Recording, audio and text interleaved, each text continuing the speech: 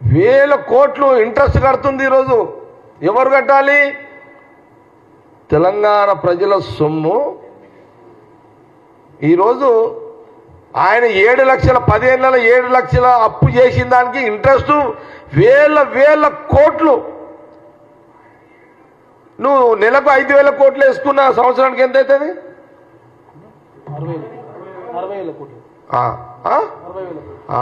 సంవత్సరానికి అటో ఇటో 50-60 కోట్ల మిత్తి కట్టాల్సి వస్తుంది.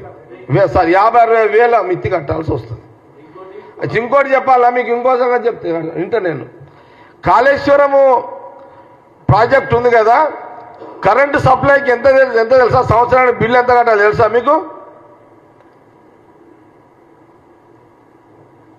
అదే ఐడియా ఉందా? కరెంట్ బిల్లులు ఎంత కాళేశ్వరం సంవత్సరానికి? లేదు, కరెంటు బిల్లులు సంవత్సరానికి 2,400 కోట్లు కరెంటు బిల్లులు సంవత్సరానికి. అక్కడ కాళేశ్వరం ప్రాజెక్టు ఎత్తిపోతల పథకానికి కరెంటు బిల్లులు నేను చెప్పేది కొంత నాకున్న ఐడియా కాడికి చెప్తాను మీకు. నేను స్టడీ చేయలేదు, నాకు కొంత అవగాహనలో నేను కొంత మాట్లాడుతున్నా. ఇది నిజమే ఇది. అచ్చా, మరి నువ్వు కాళేశ్వరం ప్రాజెక్టు డ్యాము ద్వారా ఎత్తిపోతల పథకం ద్వారా ఎన్ని కోట్ల రైతులకు ఎంతమందికి నీరు పోతున్నది? దానివల్ల ఎంతమందికి బెనిఫిట్ జరుగుతున్నది? అదే మిత్తి ఇప్పుడు 7 లక్షల కోట్లు నువ్వు అప్పు చేసినావు కదా, ఈ 50 ఎంతో కదా 50-60 వేల కోట్లు సంవత్సరానికి ఎంత కానివ్వండి.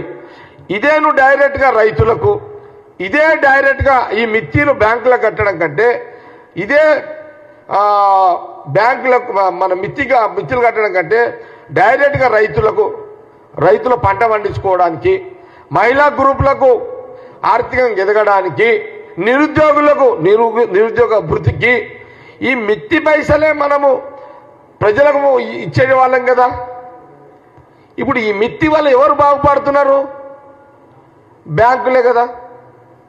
ఈ జ్ఞానం లేని పరిపాలన కేసీఆర్ గారు చేయడము, ఇది తెలంగాణ ప్రజలు గమనించండి అని చెప్తున్నాం మేము. అంతే.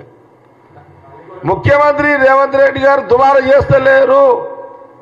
రేవంత్ రెడ్డి ముఖ్యమంత్రి గారు దుబారా చేస్తలేడు పైసలు. మా మంత్రులు దుబారా చేస్తలేరు. కాంగ్రెస్ గవర్నమెంట్ సంవత్సర కాలంలో ఎక్కడ కూడా డబ్బులు దుబారా చేస్తలేము, వేస్ట్ చేస్తలేము, ఖరాబ్ చేస్తలేము.